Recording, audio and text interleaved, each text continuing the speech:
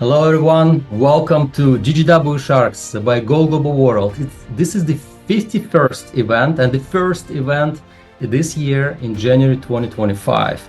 It's been 50 events so far for the past 2 years and 7,000 people participated. We've done this online and offline and it's just been awesome. For all your support, we're so grateful for investors and startups. Guys, we're making an incredible impact in the world. I'm really excited about that.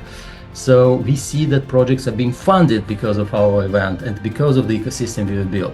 So with that said, I'm gonna jump right into presenting Go Global World and the event, and then we'll get right into the pitch presentations. Okay. So what is Go Global World? It's a large ecosystem for startups and investors. We are the platform where we match making precise connections with of investors with the right deal flow based on very precise strict criteria. And for founders, we are helping them to accelerating access to the right investors. But what makes us different is what we've built a real network of investors, and then after approving everyone to the platform, only then the platform matches the right ones based on very precise criteria. Each of you or who is using the platform as an investor or startup create their own page like you would do on LinkedIn, but here is all about you as a startup or as an investor. You can share this page, and the system using AI will make very precise connections so seamlessly, so fast. And you will take the final decision whether you want to proceed with this connection and be connected or not. But we always suggest only relevant ones, saving you so much time. Now, when investors see your project on our platform, they know it's already relevant because we know your criteria and their criteria. But we show them very limited information about your project for a reason, because we want them to know exactly what the stage, what vertical, how much revenue, and what you do, and half of the screen is taken by 60-second video elevator pitch. It's not only relevant, they want to have the emotion, they want to really believe in you as a founder, that in 60 seconds you need to convince them and they will decide whether they want to pass or connect. But we also really ensure it's relevant, and we built the technology behind this that ensures this relevancy. Anyone who applies for funding with any of the investors on our platform, it always goes through our system, and system decide whether it's a fit to their criteria or not, saving time both for founders and for investors. And with that, basically that's it about the platform. I just want to remind everyone that it's a stock season started. We have the other company called GGW Services, part of Go Global World, and we help with taxes. If anyone is filing taxes and need help with that, please reach out to me or at info@Go Global World. My team will help you with incorporation taxes or accounting. So just let us know. That's it. So that's all about Go Global World. Now, the main people of today's session, our sharks. And we have an amazing panel. I'll briefly present them and let them present themselves in a moment. So we have today at GGW Sharks 51, Adam Shah from Zero Capital from New York City, Harshal Pathak from Plug and Play from Canada, Sarah Romanko, Geek Ventures from Austin, Texas, David Mandel from Emerging Ventures Capital based in Pasadena, Los Angeles, California, and Andrew Huen from Alpha Intelligence Capital here from the Bay Area, as I'm myself in San Francisco. Well, I'll let investors present in a moment, but the most important right now to remember is the rules. Please keep yourself muted all the time except for investors. It happens quite often that somebody may just forget and turn on the microphone and interrupt others. So I don't want anyone's pitch to be ruined by this thing, so please be attentive. Raise your hand if you want to pitch, and we will look at everyone who's willing to pitch and select people. My team will be selecting based on few things. So first, you raise your hand, you have your first and last name and the company name in your profile in here in Zoom, so we can locate the right people. We know who you are. and then we will decide who's going to pitch. Then keep your video on, so my team can see you and validate that this is exactly who you are.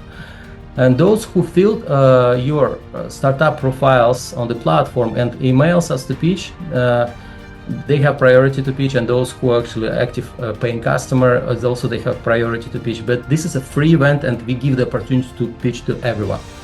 And then others on the first come first serve basis.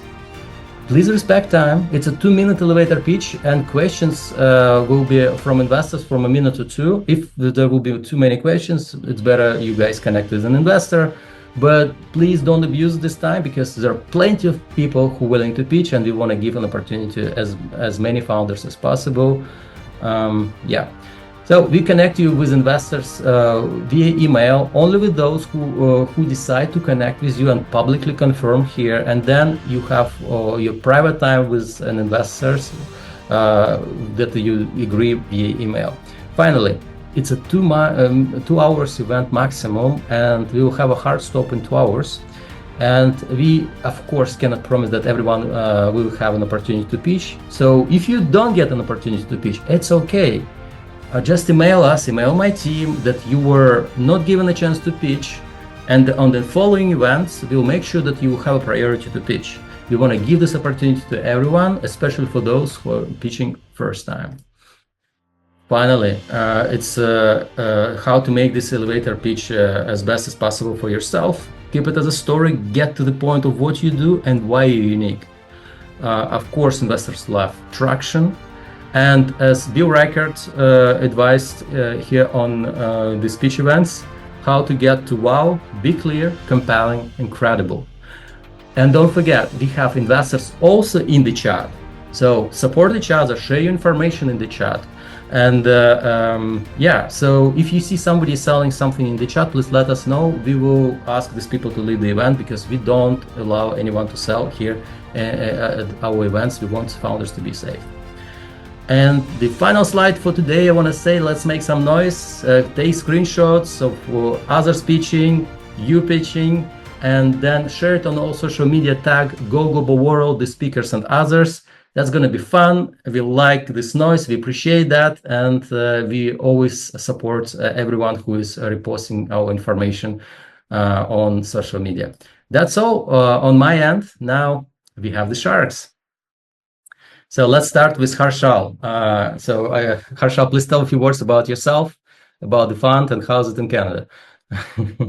Absolutely, yeah. Thank you so much, and it's so nice to see all of you all. This is a big crowd here. So just to give you guys a quick background, I'm Harshal. I'm currently based in Canada.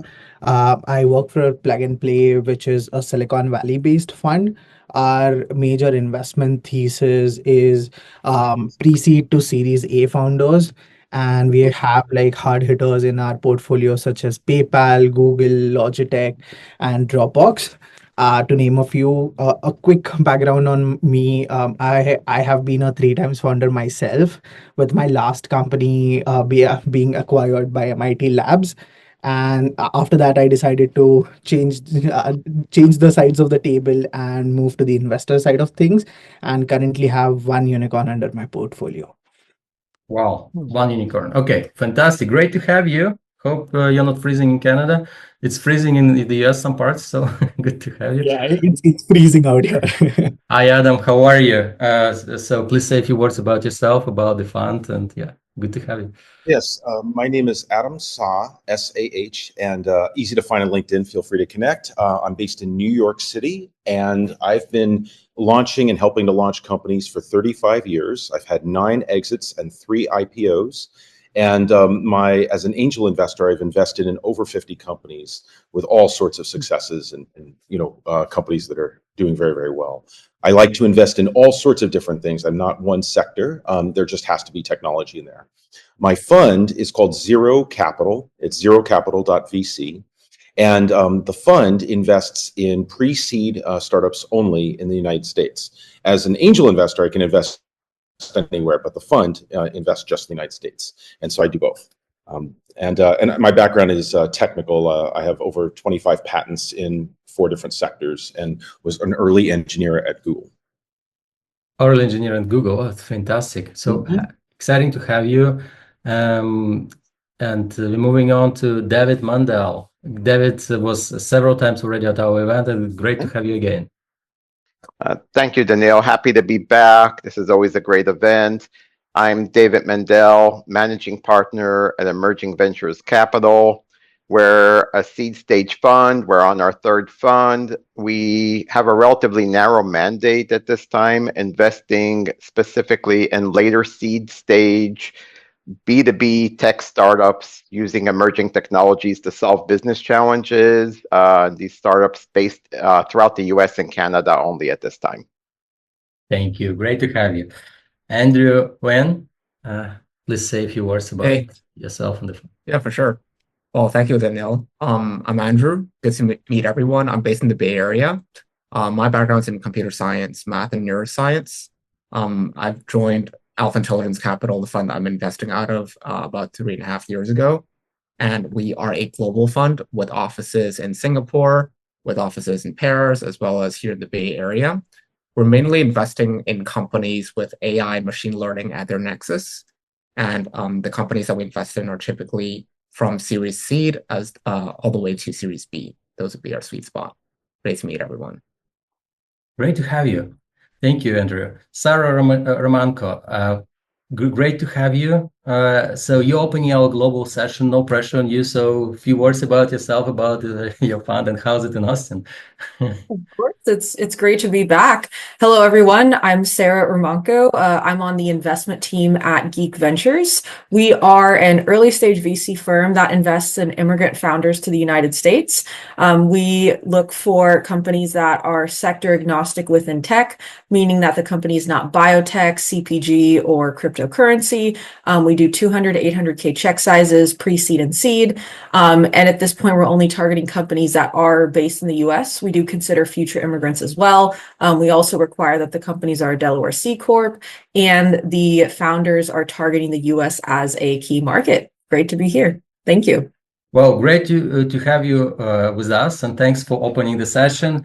Everyone, so this is the time we get started. So the first person to present is Michael Logan. I'm kicking out myself from this session, and putting Michael on the stage. Just a second. Let me find this. Okay. Hey, Michael, how are you? You got 2 minutes, and you can start now. Hello, everyone. It's great to be here with all of you today. TESS means thermal energy salvage and storage with direct conversion to electricity. Dr. Stéphane Bilodeau, the inventor, who's Canadian, by the way, I heard a couple of O Canadas in there, was working in charge of engine manufacturing at General Motors when it came to his inescapable conclusion that 3/4 of every gallon of gasoline is rejected heat. So in 2007, he won an International ASHRAE Excellence in Engineering Award for the invention of a programmable synthetic phase change material. Using environmentally benign mixtures, we're able to set the freeze melt vapor point from -40 to 450 degrees. What does that mean? That means, like in our largest installation in the R&D phases in Canada, this Montreal Stock Exchange Tower, we reduced the energy consumption 27%, and we were able to catch the waste heat from 2 floors of data centers and create a 6 megawatt hour black start backup battery. So what do we do? Where do we go? We're in a late seed. We're getting ready to move into some sales. We have been contacted by some of the largest heat producers here in the United States, Ball Glass Company, Novelis, the aluminum manufacturer, the United States Steel Manufacturers Association wants to get to know us. They have a lot of heat. If we were to get this around the world, what would happen is we would roll back the damage to our climate by reducing the global energy consumption 1/3. And we would return $1 trillion a year to the global economy. How's that possible? Well, we spend about $10 trillion a year on energy, and we successfully waste over $5 trillion of that as thermal. That's where we come in. Thank you very much.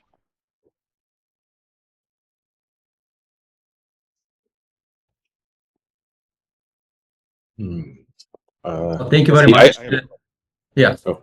I was Yeah, muted. Please, go ahead. I have a question, Adam Saw. So, given the new administration, how does this change the outlook? Well, if you're in business and you want to just waste half of the money you're spending on energy, I guess you can do that, but I wouldn't call that conservative. Okay. How do you plan to reach your customers? Like, what's your GTM? Well, we had a couple of things happen. First of all, we spent about $1 million developing an app so that we can plug in all the data for a potential client and give them a 95% accurate rough order of magnitude within a matter of minutes. Previously, we could only do about 3 of those studies a month. And we just coupled up with the Association of Energy Engineers, who have pledged us 2,000 of their 17,000 offices, each of which, in order to qualify, has to bring 4 of their clients that are using a lot of energy to the table. And then we'll help them resolve their issues. Any more questions? All right. So if no more questions, then I would like to ask the Sharks who is interested to connect with Michael and who is in, who is out. If you're out, please give you a little feedback if you can. I'm in. I've got a close contact who does a lot of work in grid scale energy and have a lot to say about this. So drop me a note. Congrats. So one shark is in. Well done. So first, okay. What about you, Harsh? I think I'll be out for this one because it's not directly in the area of focus there where we invest in, or also where our accelerators run in. So for that reason, I'll be out. That's good. Sarah? I'll be out for the same reason, not necessarily a direct focus area. Perfect. Thank you. And we have David and Andrew. Let's see what they got. Yeah, same here. It's not an area we know much about, and I'll have to pass on this. Andrew? And I'll also be passing on this because we don't directly invest in the energy sector. But I will say that, it's going to be very interesting navigating this vertical going forward because a lot of, energy manufacturers also reshoring back to the US. All right. So this is what you have from investors. Thank you, Michael, for Thank you. Appreciate that. Thank you all. It's always hard to start first, and please share information in the chat. We continue on, and the next person to present is Jake. Yep, Jake, you ready? Yep. You got 2 minutes. You may start now.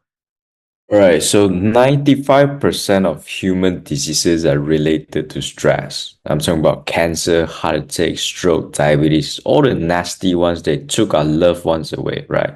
95% is way too much. And we know that stress is from the mind. And so what's crazy to me is that we don't actually have a proper measurement whatsoever to know how healthy our mind is. So that's why we built Surya. Now, Surya is a wrist wearable that tracks your brain activities like focus, calm, stress, energy, emotions, even mindfulness level in real time. So think of it as Fitbit, but for the mind.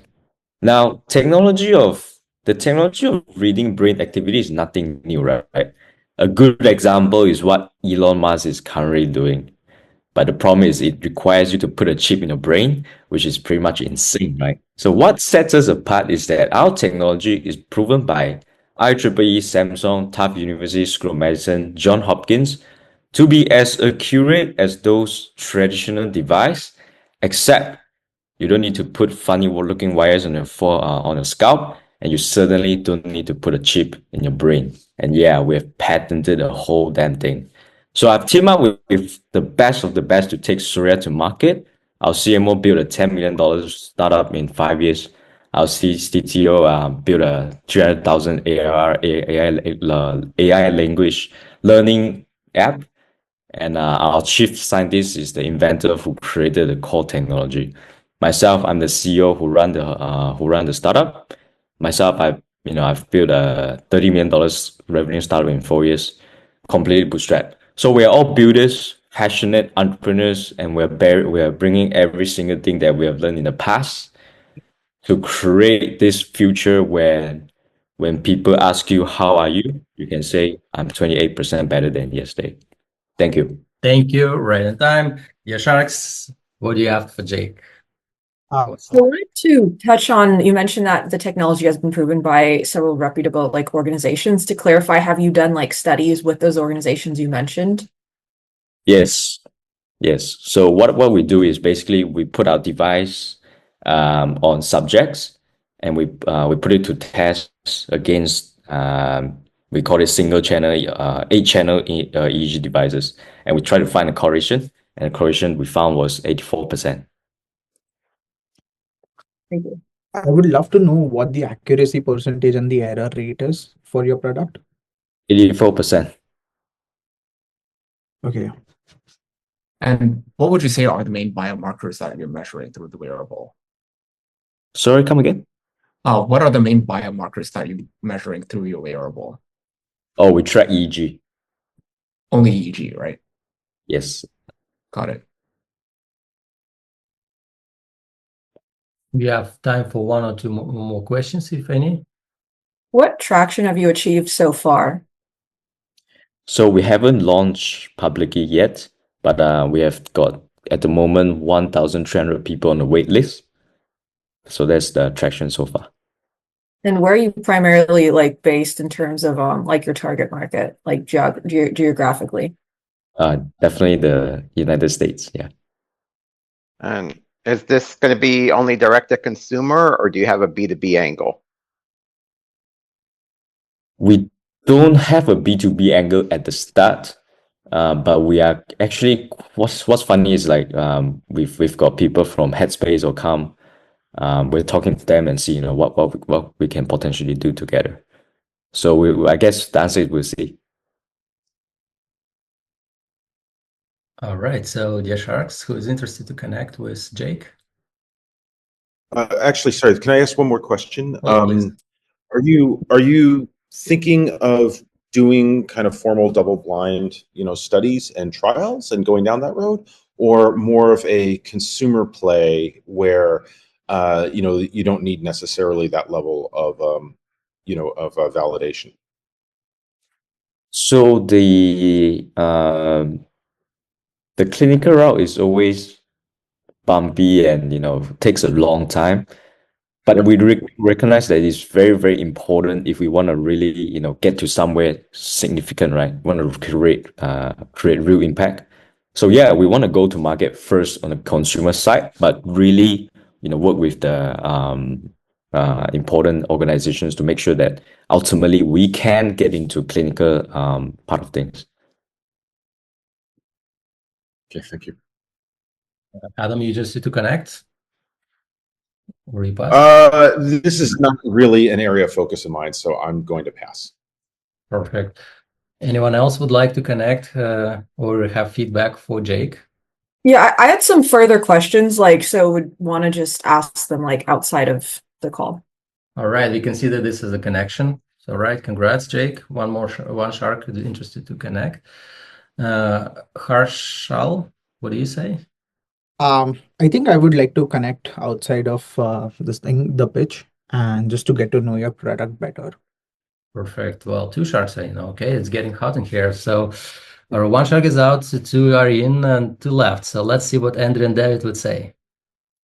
Yeah, I'll also like to connect on this, but I will caveat that, for our investments purposes, and especially in the healthcare sector, we typically invest slightly more late stage, but because of how interesting I think the technology is and my background in neuroscience, I think this would be a very interesting opportunity for us to collaborate. Interesting. All right, so three sharks saying. Thank you, Andrew. David? No, I have to be out on this. It's a miss for our thesis on all dimensions. We don't do direct to consumer, we don't do healthcare, and we don't really do pre-seed or pre-revenue. All right. Thank you so much. You got three sharks. Congrats. Please share information in the chat, your GGW profile, and we move on. Thank you, Jake. Thank you, guys. The next person to present is Aitor Malveira. Aitor, are you there? Just let me find you. Yeah, I'm here. Yeah, found you. All right, so you got 2 minutes. You may start now. Okay. Hey there, my name is Heitor. I'm a medical doctor. here to present Voxpen, a Brazilian startup founded by a team of medical professionals, mentored by a renowned plastic surgeon, a dermatologist, a pharmaceutical engineer, a lawyer in pharma regulation, and an IT company. Botox has been a trend for over 40 years. Its market is expected to reach $14 billion by 2030. Yet there is a problem. Let me tell you a story. A young woman excited to finally get her Botox treatment, but something goes wrong. The doctor, using an insulin siren, misjudges Anna's dosage and Anna ends up with half of her face paralyzed. Her confidence is shattered. This scenario is problematic with non-doctors who are responsible for over 50% of dosage mistakes. That's when Voxpen comes in, an innovative, reusable applicator pen with ergonomic design and Botox-filled cartridges that address a critical issue: inaccurate dosing through our personalized dosimeter that ensure precision. One of our biggest achievements is the approval of our patent in Brazil, which we extend to over 150 countries through the PCT system. Our business model is B2B2C, selling pens via replacements and quotation licensing agreements. We are targeting aesthetic franchise, big pharma, and licensed individuals. And another one is the successful transfer of the Botox powder to the pen vials, which means we can produce pens with any Botox brand inside and enter this massive billion-dollar global market. We are collaborating with the biggest labs and experts in Brazil to further enhance our product. And we are here to invite you to invest $1 million for 10% of equity, use to scale Novoxpen globally, and enter this blue ocean stage, ensuring safer and more effective Botox treatment worldwide. All right. Right on time. Thank you so much. Dear Sharks, any questions? What tests have you already done in terms of making sure the product is safe to use on consumers? Well, we actually developed our prototype and we transferred the live powder of the Botox to the cartridge, this one here, and we put it in the pen and applied in a patient, and it's working right so far. And now we are collaborating with ICTs, with big colleges here in Brazil, like Youth and Albert Einstein, to ensure our pen is ready for the global market. And we were recognized by Ixon as an innovative product, and we are going to have a meeting with Mars Pharmaceutical next week. Okay, any more questions? I guess another question is there any specific regulations that you need to pass? Because I know that in the United States, if you're using a medical product, there's certain regulations that have to be passed. So I'm curious if it's something similar in Brazil. Yeah, in Brazil, we've already ensured our regulation with a lawyer in the pharma industry, and we already can apply the Botox injections with our pen without needing the Anvisa, that is the health regulation system in Brazil, at first, just to get traction. And in the US, we are already importing. No, we will export the pens to the US and use as an imported product. Our pen is considered a package and is patented and through the PCT system. And the patent would go to 2044. We can have royalties, direct pen sales, and the direct cartridge sales. Thank you. Okay, probably one last question for Aether. Okay, so dear Sharks, do you have anyone interested to connect with Aether? Are you in or out? Let's start with David. Probably out because not your feed. Exactly. I'm out. I don't do healthcare. Sorry. Okay. Not a thesis fit. We don't. We do health tech, but not healthcare. More like this. Right, Andrew. And I'll be out as well for a similar reason. It falls a little out of scope for us. Thank you. Yeah, same for me. It's a little bit out of scope, and we don't do sort of health tech specifically applied to this area. Okay, 4 sharks are out and 1 left. What do you say, Adam? You muted. I don't do. I'm not that excited about elective health procedures. So not my area. Sorry. Perfect. I may know somebody who connect you with, but if you want to shoot me a note, but I wouldn't consider that in. Don't. It's not my area. I happen to know somebody but I do know somebody in Botox. So. Yeah, then I would like to maybe meet them. Thank you very much. Yeah, just connect with me and I'll connect you over. Yeah. Yeah. On link, you guys can connect on LinkedIn. All right, Ater, this is your feedback. Please share your GGW profile and support others. Great to have you. Okay, thank you very much. Thank you. We're moving on, and next one is Adiaman Arasapa. So you're next. You got 2 minutes. You may start now. Oh, hi. Good morning, good evening, good afternoon to all. This is Adiaman Arasapa here.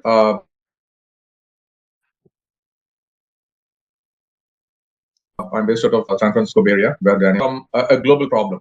Now, when I say global problem, we talk about climate change, human hunger, and so on and so forth. This is also a global problem, which is asset management, enterprise asset management, keeping the plant and machinery safe, right? To put in perspective, the US spends $100 billion in maintenance of their assets across all activities, and we end up losing $20 billion, in repairs and maintenance, which can be avoided. I'm talking about avoided maintenance. In other words, 1 out of every $3 spent on asset management can be prevented. So a person can ask, like, hey, they may don't we have solutions out there in the market to address this? There are there, but there are software solutions focused around the software elements of it, with little or no regard for how it has to be used by the end users in terms of data efficiency, data accuracy, and connectivity, and so on and so forth. So we have come up with a solution which basically addresses the root of the problem, so that the enterprises don't end up wasting a lot of money in repairs and unscheduled downtime and so on and so forth. So we are targeting a global issue of worth $88 trillion, right? The global value on books is $88 trillion, right? So we intend to focus on large sectors like North America, APAC, and other places. We have a fantastic product, but basically will address these things in terms of effectiveness, and which will give productivity benefits to the organization where our product will be deployed. And that's my time. Thank you. Thank you. Dear Sharks, any questions? What's your traction so far? Do you have any? Is the product live? Are there any sales? Yes, we have. We have made a sale recently in a manufacturing facility here in California, who have been waiting for 5 years for a product like us. That's their words, and it was successful, and it is currently running. What's your differentiation? Simplicity, end user adoption, price point, free. Can you clarify what kind of assets is this designed to monitor? Physical assets, plant and machinery, utilities, transportation, you name it. And why, like, what's your unique insight behind building this product? Like, have you been an operator in this industry before? I've been a plant and maintenance productivity consultant for the last 27 years. My initial formative years were in industries. I lived in factories. I studied their problems and pain areas, and then inefficiencies and ineffectiveness, without even they admitting and acknowledging they are losing money. They don't even know that they're losing money. So that prompted me to come up with something like this. This is basically several years of learning that culminated into what I did. We probably have 1 more question. Oh, yeah. What's your business model? Like, I was going on the website and I was trying to see like how you, like, if it's like a SaaS or if it's like a custom solution, how that works. Ours is we have SaaS and on-prem versions, and we operate on 80-20 principle, because this is not one size fits all kind of a thing. Different organizations have different nuances. So 80% of the base will be common, and if a particular industry wants something to be tweaked to unique to their industry, we are open to do that. So we got SaaS on-prem. That's the answer to that. Perfect. And the final question to the Sharks: who is interested to connect with Diamond? Or you I have... would connect. All right, I one think Shark is in. Harshal, okay. Yeah, I'd like to be connected. All right, Thank you. Sarah. Two Sharks are in. Okay, interesting. Yeah, I'm out. It's a little early for me. Okay, David is out. Two I'd Sharks be out in, for the same reason. one left. Okay, two left, Andrew is left, and Adam is... Yeah, I'm out. I know too much about the space. Okay. Thank you so much. Animan, please share your information in the chat, support others, and thanks for the pitch. Thanks, Neil. Thanks, Sharks. Thank you. We are moving on, and the next one is Denis Kutilov. Denis, are you ready? Let me find you. I don't see you for some reason. Yep, I'm here. You were right in front. Okay, I found you right in front of my eyes. Okay, you got 2 minutes, and you may start now. So my name is Denis Kutilov, and I present Cinefy AI startup. We revolutionize video creation process by making it 5 to 10 times faster and easier to unleash creative potential of video creators. So we are, just a sec, we build AI-based SaaS tool to analyze, structure, and describe video content to help users quickly find specific scenes and content by keywords and description, and immediately use them in an ongoing project. Simple as this. You type like a kid blowing out candles, and then you have this video, this exact fragment of video from all of your footages, and you can you can use it right away on your timeline. This video making process is like a construction process because 80% of the time is taken by this finding, selecting, and structuring the video to use them in this editing program.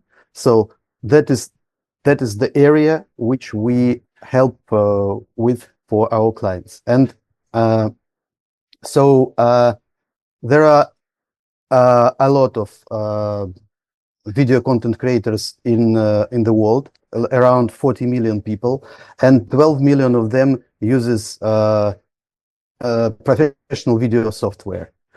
So it's a huge audience, and nobody do that kind of product for them, except huge programs like Dialect or Evolfin, who are first companies who deliver data hosting and data management. So and this part of recognition and delivering exact scenes in the video is like 5% of their product, and they cost. Denis, past time. Please give your final statement. Yeah. So so we are launching now our paid subscription as an online product, and we search for funding to make application for desktop computers. All right, yeah, Sharks, any questions to Denis? Yeah. I would. Go ahead. Go ahead. Okay. Yep. I would love to know what your ICP is. Is it mostly, creators on social media platforms? Are you looking more, professional producers of movies, etc.? Yeah, yes, of course, because we are targeting to professionals for any of them. They could be private videographers or people who work for the companies or bloggers and video enthusiasts and so on. So this is problem that exists for everyone who edit previously shot videos. And what's your proprietary IP here with the AI, and whether you just calling on third-party APIs? Yes, of course. We use Stable Diffusion, and Google for this project. And what's your intellectual property in this? What's your unique?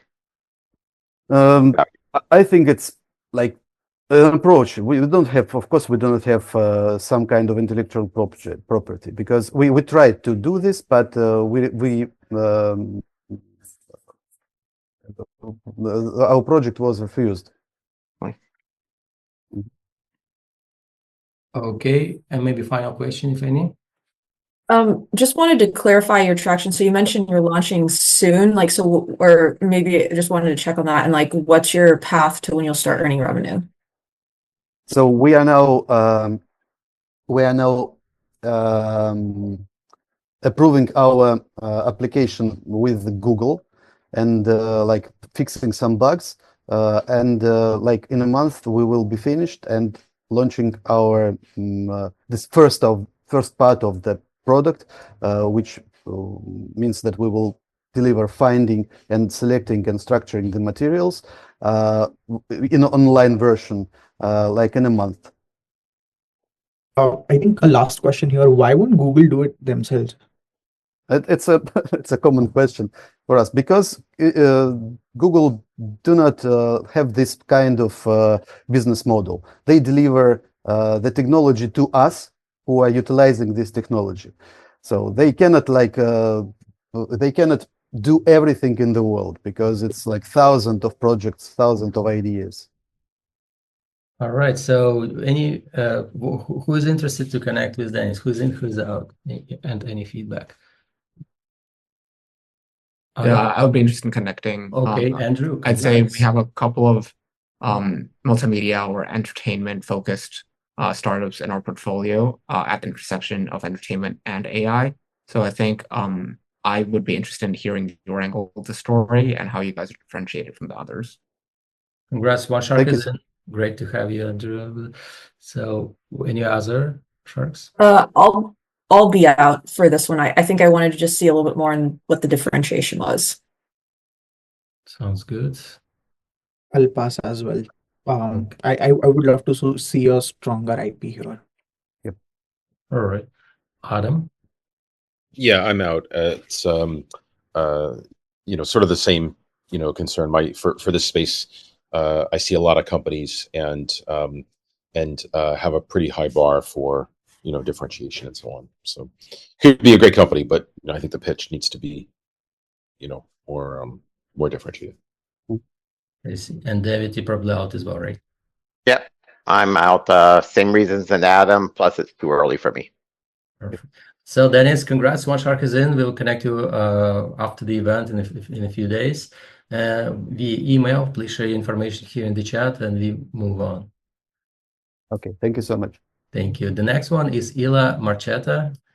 Ila, great to have you. You got 2 minutes. You may start now. Great, thank you. Hi, I'm Isla, the founder of You4You. I bring 25 years experience in business. I built a $50 million advisory business for Morgan Stanley, and I've been a lead innovation and growth consultant across Europe and the US. I also hold an MBA from London Business School. My co-founder is a school psychologist with a master's in education, and our product lead comes from ThreadUp and Groupon. Our CTO joined us from Berkeley Skydeck. I've had a passion to support teen girls since I was a teen and watched my best friend, who was very talented but unsupported, turn to self-harm. And as a professional dancer and instructor, I saw many adolescent girls struggle with disordered eating and intense anxiety. I now have 2 adolescent daughters of my own, and I'm fearful for their future. Teen girls are in a mental health crisis. 60% of them are experiencing depression, and there aren't any promising solutions out there. You4You is a solution that helps teen girls thrive, and in future iterations can support other life stage users such as adolescent boys and senior citizens. Our core product, the You4You web app, is supplemented by curated online support groups. So how does it work? First, we meet girls where they are online. Second, girls are batched into small groups called houses based on their age so they can form safe connections. Third, girls do daily mood and sleep check-ins for points. And fourth, they complete engagements which take 1 to 3 minutes each. They're fun and help them grow. We've combined elements of AI, social media, gamification, health tech, and ed tech. And like Calm.com and Duolingo, our differentiation comes from the way we deeply engage girls and our vault of engagement content. U4U's business opportunity has multiple stakeholders desperate for solutions with billions available to invest. Our model is built on a freemium subscription platform. We've proven a ridiculously low $1 per user acquisition cost and have LOIs from partnerships that could quickly bring tens of thousands of users. The need is massive, the solution works, and now we'd like to invite investors to help us scale the technology and join us in delivering technology that makes life-lasting impact and has the potential to surpass revenues seen by Calm.com and Duolingo. Great Right on pitch. I'll start off the questions. So wanted to better understand like how many users you currently have, like, you know, like monthly active users. I know like it mentioned on your LinkedIn that you're in beta, but like would really like to understand. Our MVP came to market, so we had done pilots prior to having the actual tech. We did a lot of hustling, and our MVP is in market as of November, December. So we've brought in just 100 users. We've been doing piloting, and we've run 3 different kind of pilots, from onboarding to acquisition to testing content, and we've seen fantastic feedback and results. We also have multiple conversations in place with, for example, head of Kaiser Behavioral Health, and multiple other like school programs, the district office, Mayor of Palo Alto, multiple different kind of, there's about 15 different kind of distribution channels that we're talking to and conversing with. Thank you. I have more questions, but I'll let some of the other sharks talk. Any more questions from the other sharks? Yeah, I do have one question. You mentioned that the platform runs on a freemium business model. Could you walk me through what the premium tier entails? Sure. There's basic content. And so particularly the subscriptions can come through partnerships. So for example, like Calm.com partners with Kaiser, and users use the program for free. So that would be a similar component. For users that come straight online with us, there's additional features that we have, such as additional sisters, which are like pen pals, additional features to be able to utilize the points for added components of virtual rewards. I love the concept. I would love to know what your scaling strategy is here, because you would need a lot of users to kind of onboard the platform as well, right? Right, through multiple partnerships. So like I spoke to, Kaiser offers Calm.com free to its users. Within the US, there's multiple different segments. For example, there's different payment platforms that are seeking to target teen audiences. There's multiple different healthcare organizations, such as like even commercial ones, 24-hour fitness, or these different programs.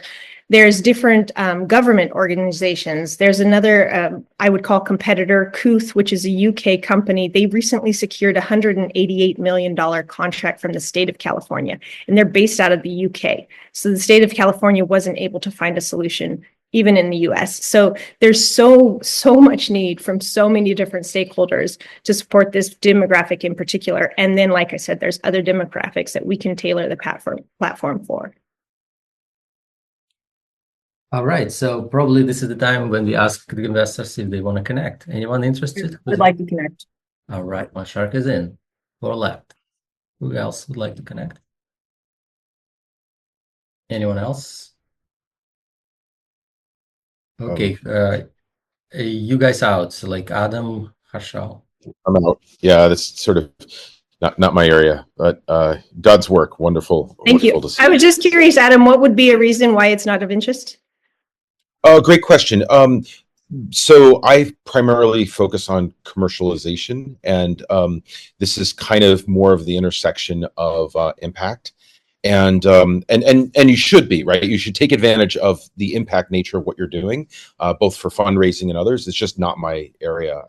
You know, there's a whole universe of impact investors and, you know, impact commercial, you know, hybrids and so on. I'm purely commercial, so that's why. But I very much appreciate your doing this. Thank you. It's awesome. Yeah. Well, it's helpful because it helps me realize I should probably spend a little bit more time talking about the commerciality, you know, the commercial side of it. I come from business, and it really excites me, that side of it. I kind of disagree. I think I think your pitch was awesome for what it was, and if I was an impact investor, I would be all over this. There's tons of capital for impact investing and people who want to do that, and they have their own metrics for it. And if you go down the commercialization route, you're going to have to, basically give up all sorts of stuff that you don't want to give up. I mean, it just doesn't make any sense. For example, I don't want to talk about distribution through Kaiser Health, and so if you do this commercially, it would be entirely about, okay, so how viral is this Teen Girls, right? This has to compete with every other app, and Compete with Instagram. Although Instagram is being cut off towards this demographic, so they have somewhere they need to turn. Thank you. I know. Yeah. Okay. We should talk. Good luck, though. Thank you. I appreciate it. Thank but you guys should connect on LinkedIn. So thank you. Harshal, are you out? Are you in? Yeah, I'll be out for this one because we usually focus more on the B2B corporate partners that we have and how we can directly add value. And I think it's not a area of focus for any one of them as well. So that's no for a value add that we can add from our side. Awesome. Andrew and David. Yeah, so I'll say I'll also be passing on this one simply out of our mandate a little bit, but I do agree with Adam in the sense that, I really like the impact angle, and it seems like, it would resonate really well with impact investors, and it was a great pitch. Thank you, Andrew. And David, you're out as well, right? Yep. All right, so thank you. Thank you so much for your time. Please share your GGW profile here in the chat and support others. Good luck. Thank you. Lily Meng, the next presenter. Lily, you ready? Oh my, yes. Yeah, you got 2 minutes. Good to have you. Go for it. Okay. Hi, everyone. My name is Lily Meng. I'm the founder and CEO of Co-Carding.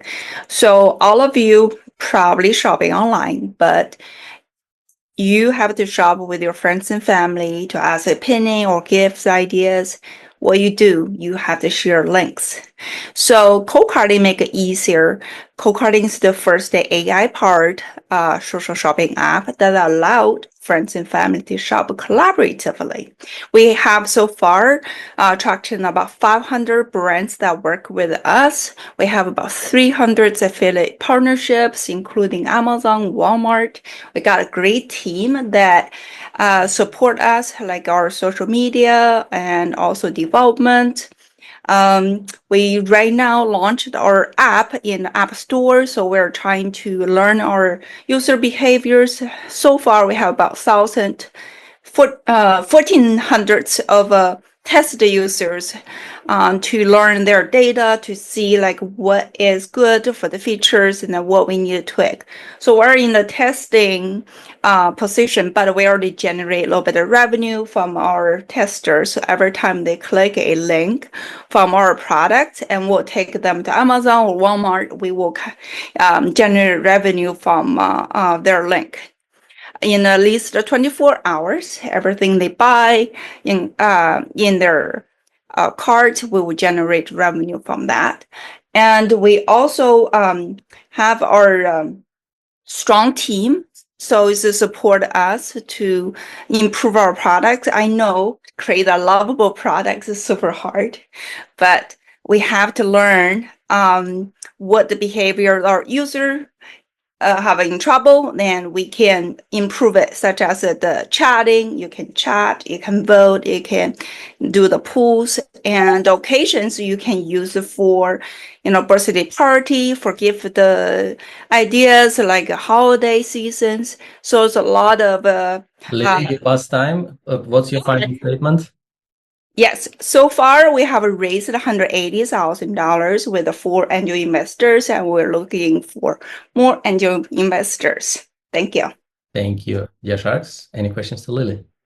To start things off, you mentioned that you have 500 brands that work with you and then 300 affiliate partnerships. So for those 500 brands, what does the revenue structure look like in terms of if you're actually generating revenue or if those are like free pilots? And then for the affiliate partnerships, how do you pay them and what does that model look like? Yeah, so affiliate partnership is like Amazon average over transaction right now is 3% of commission rates. And for the 500 of brands working with us, we later on will use it as a sponsorship, the ads models, but that's later on. So right now, just purely commission that from most big brands market. Thank you, Sarah. Nice to meet you again. Likewise. Yeah. Anyone else have a question, Lily? Okay. Yeah, my question, this is Adam. My question is, why now? Why couldn't this have been launched a year ago? Well, I think the idea is not new, but for shopping together, it's a different model for the e-commerce shops. There are 14 million e-commerce sites, and they do have the capability to make the chatting, the collaborative shopping, but they didn't because they are focusing on the one-click impulsive buy, and that's why 30% of return for online, which is $850 billion increase this year, that generated by this impulsive buy. So now we have taken on the user side. Okay, let's collaborate. Let's reduce the online return, help brands as well as generate the revenue and work for the. That's his first mail. Thank you. And we who is interested to connect with Lily? So Lily and I are already in touch. So we're in the process of talking. Okay. Yes. All right. Any other sharks interested to connect with Lily? Without? It's interesting, but a little early for me. Okay. Thank you. Okay, I see that Adam is out. Yeah, I for commerce, the finer points, are not really, my area. If commerce companies are doing something really wild, then I'll lean in. But I need to see something, much more dramatic. So, I apologize. I'm not as up to date with, the finer points of e-commerce. No problem. I think I'll pass on this as well. The idea of kind of having people shop together is good, but I would like for you to double down on the returns for policy, because returns is like the main pain area for like these retailers. And if you can kind of double down on that and have that around the main model, I would love to kind of chat if that's the case. Yeah, let's connect. Yeah, let's connect and figure that out, because I'm trying to figure that out too. Okay, you guys connect on LinkedIn, right? Okay. And Andrew, yes, no? Yeah, I think I'll also be out on this one, simply because it's outside of our mandate. But I do think there's this enterprise angle there for enterprise event planning, where you have like a bunch of people that could collaboratively, work on buying different things that are associated with like a holiday party or like a panel that they're planning in person. So maybe there's some legs to exploring that B2B side of the business. Thank you, Andrew. Lily, this is your feedback. Please share your GGW profile in the chat, support others. Great to have you, and we move on. Next up. Thank you so much. Next up is Colin from PBL Plans. Colin, good to have you. You got 2 minutes. Please start. Okay, thank you very much for having me today, and good morning to everyone, or good afternoon, wherever you're from. My name is Colin Boguski. I'm the founder and the CEO of PBLplans.com. We are revolutionizing how project-based learning is implemented and scaled in classrooms worldwide. Education is facing an urgent need for innovation. Traditional methods no longer engage students or prepare them for the complex challenges of the future. Project-based learning, or PBL, has been proven to be transformative, engaging students, building essential skills, and connecting them to real-world problems. But for many teachers, adopting PBL is daunting. That's where PBL Plans comes in. Our platform simplifies the process by offering AI-driven tools that guide teachers through every step of creating rich, curriculum-aligned PBL lesson plans. And when we're ready to take the next step now, introducing personalized AI chatbots for every teacher. These bots will act as virtual instructional coaches, training teachers on PBL best practices, managing and analyzing student assessments, and providing real-time support as teachers implement PBL in their classrooms. This innovation isn't just about individual classrooms, it's scalable. With the addition of these AI-powered tools, PBLplans.com has the potential to support entire school districts, even national ministries of education, in adopting and sustaining PBL at scale. We currently have MOUs with 3 Nigerian education NGOs and 2 in India. Proofs of concept have been sent to Kenya's and Nigeria's Ministry of Education and are in consideration and talks with them to adopt and implement PBL through PBLplans.com. We're seeking $500,000 in percent equity to scale our operations. With your partnership, we can empower educators, engage students, and create a generation of learners ready to tackle the challenges of tomorrow. Thank you. Thank you very much. Any questions from the Sharks to calling? Yeah, maybe I'll start off here. I know that the product is primarily intended to interface with teachers, but is there a particular age group that the product would be focused on helping teachers, generate content on? K to 12. K to 12. Okay. Yeah. Understood. Any more questions? What's the technology backing this? So currently we're using ChatGPT chatbots for we have a generic PBL chatbot, which is free to use on the site for anyone.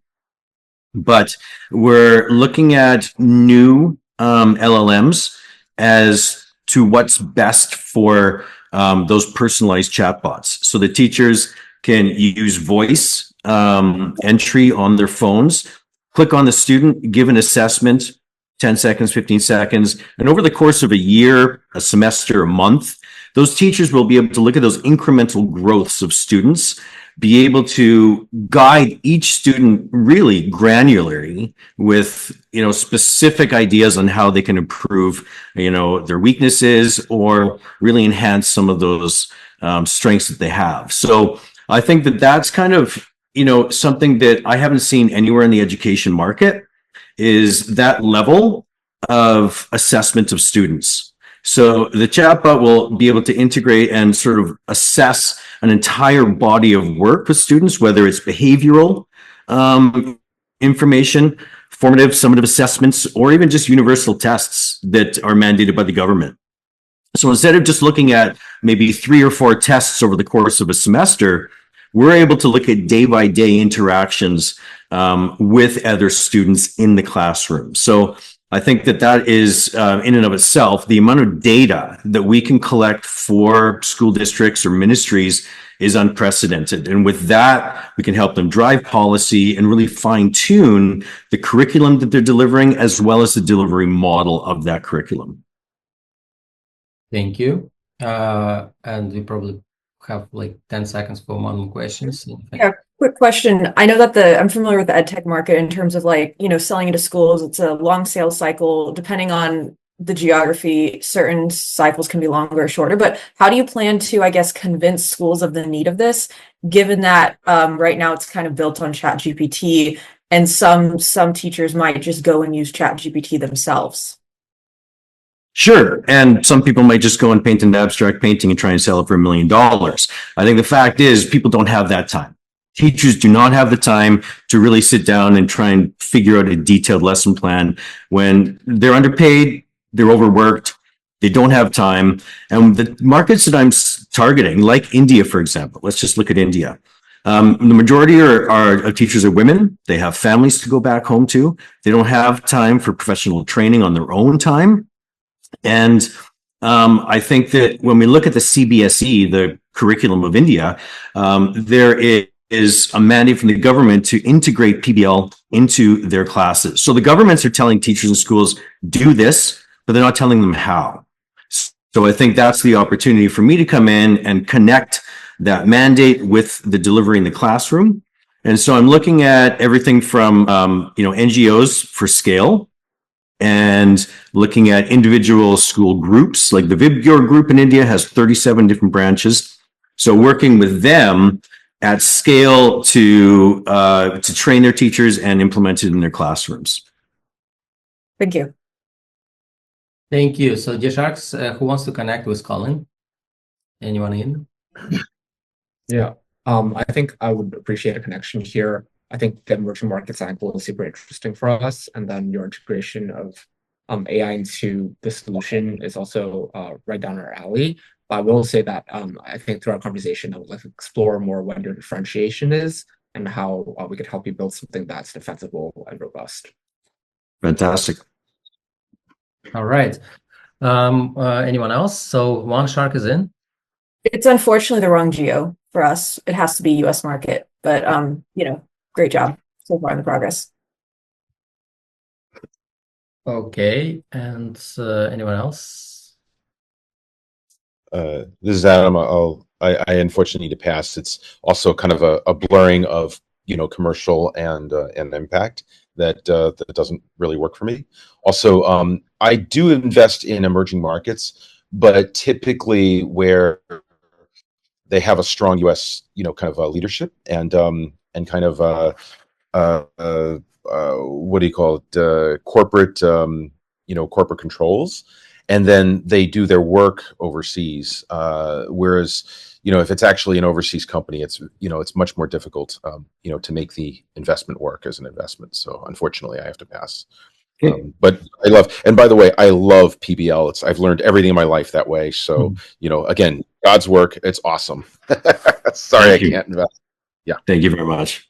Thank you, and maybe I'll pass on it as well.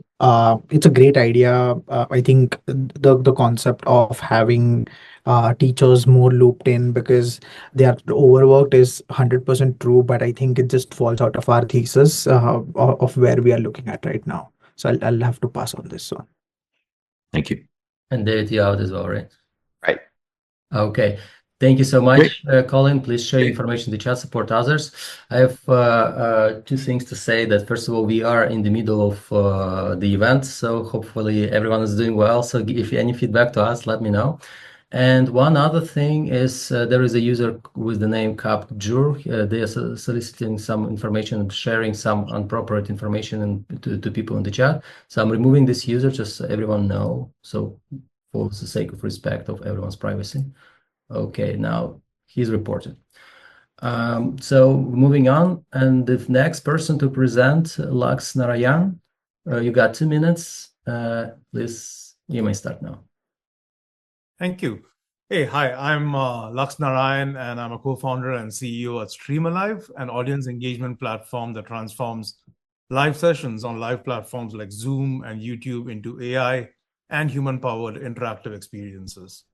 Our current investors include 3 well-known computer science professors at MIT, CXOs of iconic companies like Match and Tinder, and we're now raising a $1.2 million safe round, 400,000 of which has been closed in the last few days. We're seeing fantastic PLG through visibility-led growth and product-led distribution. In fact, if you go to the Zoom app marketplace, we're the #1 AI app there right now. My co-founders and I go back a long way. We sold our last company, Decision. And after that, that took me on a book writing journey, in the course of which I binged on 56 live classes to learn how to write and edit and market a book, and got a first-hand ringside view into how broken one-to-many engagement is. And presenters who present, people wait for the presentations, watch it at twice the speed because the recording is no different from the live experience. Or presenters ask questions and ignore answers. In a nutshell, one-to-many interaction leaves a lot to be desired. And that's what we look to solve over here at StreamAlive. The reason, very simply, is ever since PowerPoint was invented 37 years ago, the world has been going talk, talk, talk, talk. We think it's high time we had a bit more listen and a little less talk. And we help make live sessions. We transform them from monologues to dialogues. Our users include presenters, streamers, sellers, trainers, teachers, preachers, executives, and gamers. But at this point, we've decided to focus on an ICP of coaches, knowledge creators, and educators who are teaching coaches and skills. Recently implemented freemium and paid plans and hit an ARR of $30,000, so still early, but expect to cross $1 billion of ARR in under 12 months. And if you'd like to connect, interact, would love to have that conversation. Thank you very much. Thank you very much. Right on time. Dear Sharks, any questions to Lux?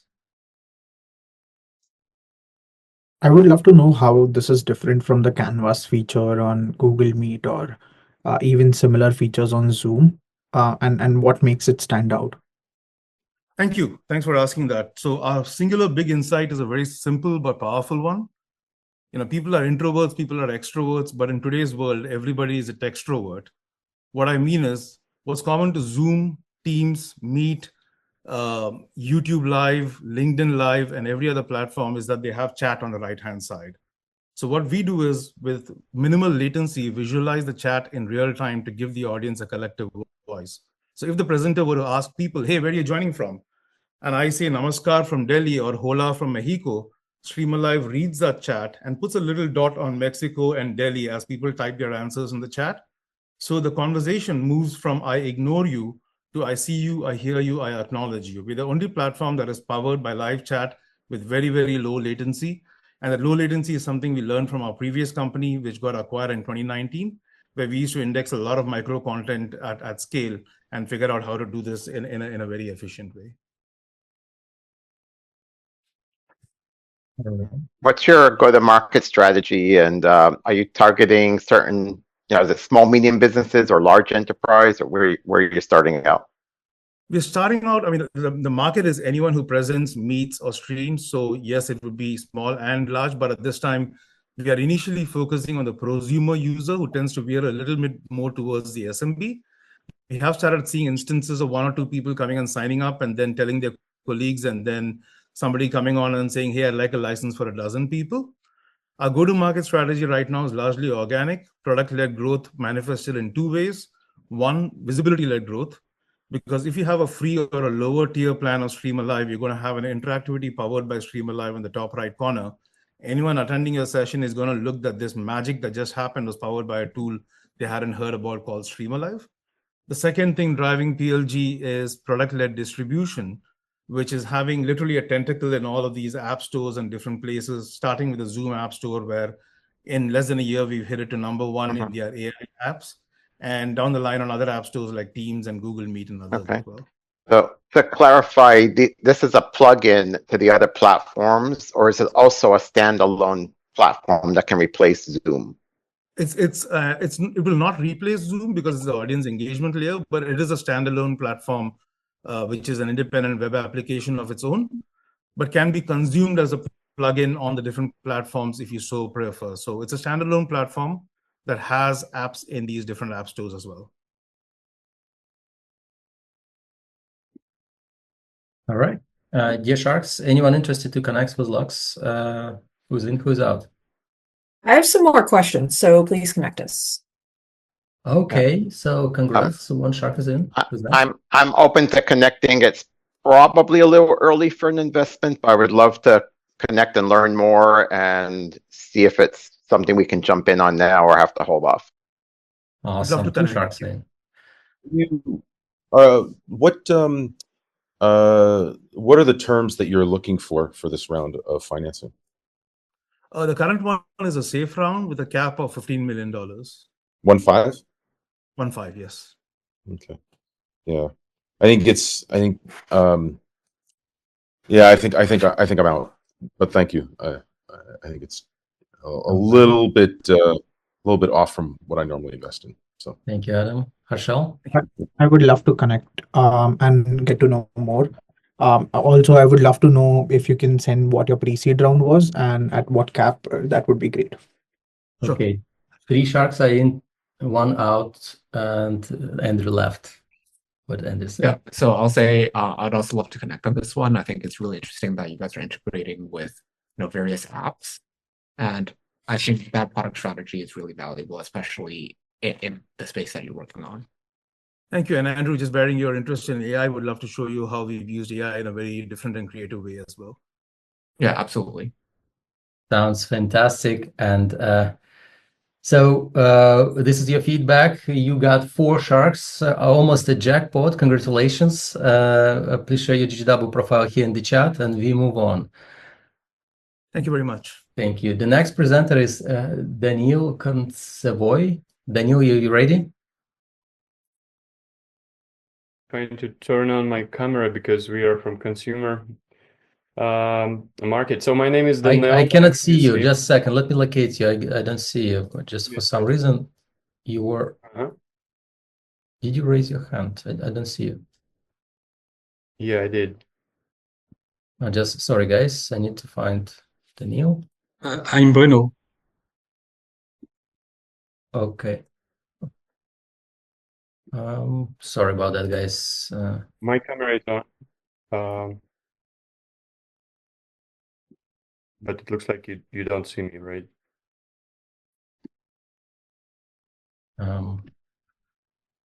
Daniel, you'll be next. I'll locate you and you'll be next. Okay, super. Okay. Yeah, let's skip it. The next person, Nick Lulovs. Nick, are you there?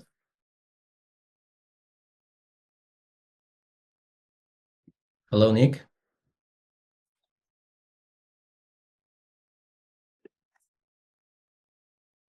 I can see Nick. Okay.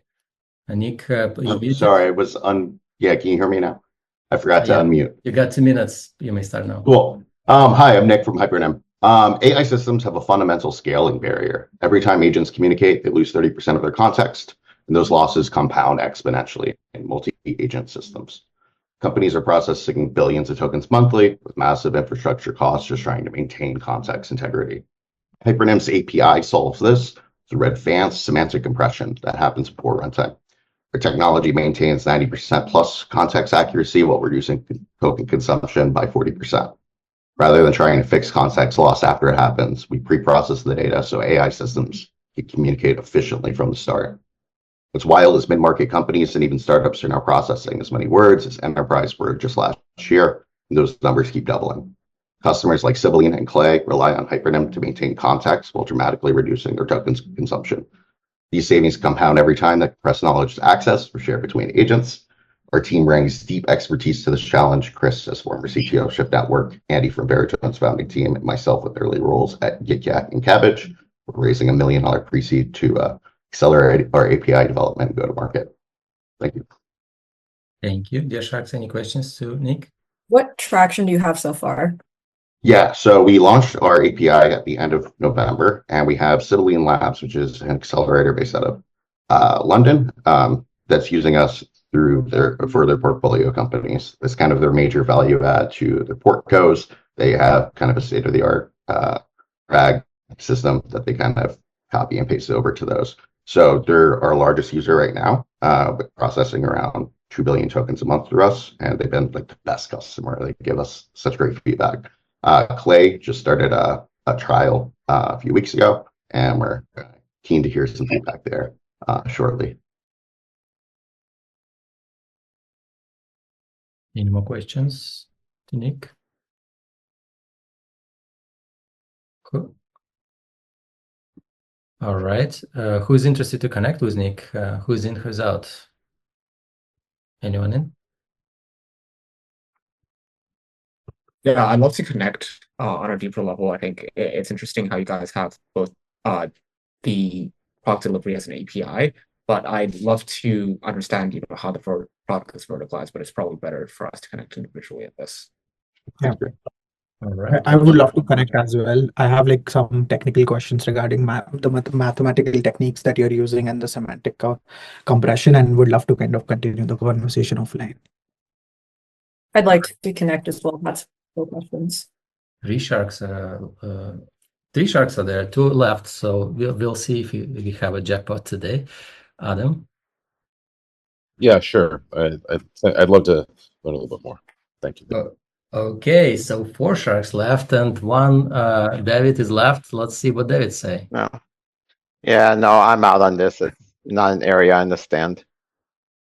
Perfect. Thank you so much. Nick, this is your feedback. Congratulations. You got a lot of sharks. Please share your GGW profile here in the chat and support others. Will do. Thank you. All right. The next up is Daniel Kansevoy. Daniel, I found you. Please turn on your camera. We don't see you. And turn on. You don't see me again? Yeah. Oh, you have 2 profiles. Okay. I can see. All right. Yeah, because from my computer. Oh, you beautiful. got 2 minutes. You may start now. Super. My name is Daniel. I'm the founder and CEO of Bikey Bikes.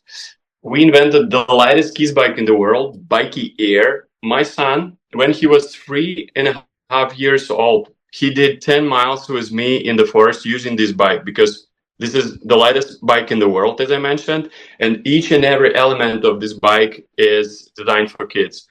Sorry, the picture is not good, but I will continue. So the idea is that the weight is matter, and we redesigned each and every element of this bike. And this is the super light bike. We have the sales already in US for 6 months, and we are growing double each quarter.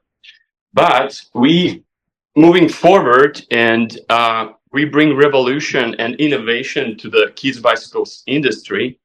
And this is Bikey Air. In addition to the lightest kids bike in the world, its bike has the unique lighting system. None of the brands did it before in the industry. So we integrated the light on it, and we will add sound effect on it too, like a tractor, supercar. It will be different animal sounds. So we want to bring more life into the bike. So it will be light, integrated, and sounds. And the final stage will be we will integrate GPS model on it, and the parents will have parents control application. So they will see where the bike is. We just launched this prototype on CES in Las Vegas, and a lot of media was visited us, and parents was fascinating and inspired with the product. So that, I mean, we have a very strong feedback from the customers. In addition to our Bikey Air, so we have now Bikey Smart. None of the brand again did it before, so it's truly innovation. And but several patents are we're working on that. Thank you. Thank you very much. Right on time. Dear Sharks, any questions to Daniel? Yeah, this is Adam. What is the retail price of the bike right now? We have 4 sizes, starting from 1.5 up to 8 years. The retail price starts for the smallest one, $200, and up to $500. So we are in the market where even our price is even lower than our direct competitors. But our bikes is lighter, and we are bringing innovations on it. And could you remind me where the manufacturing facilities are for the bike? Each and every element of this bike we produce in different facilities, but we assemble now in the factory in China, which we are trusting in, because we did this business in Eastern Europe, in Russia, in CIS countries, in Kazakhstan for 10 years. So this is the result of our 10 years experience. And we trust this factory. We assemble now in China and ship it here. But in future, we can do this. We can do this assembly process in US too. When you're selling to customers, do you plan to sell like online, like through Amazon or through your website, or maybe more or focus more like on retail, like places like Academy or Walmart or other stores like that? Yeah, we sell now only D2C, so direct to consumer through our website.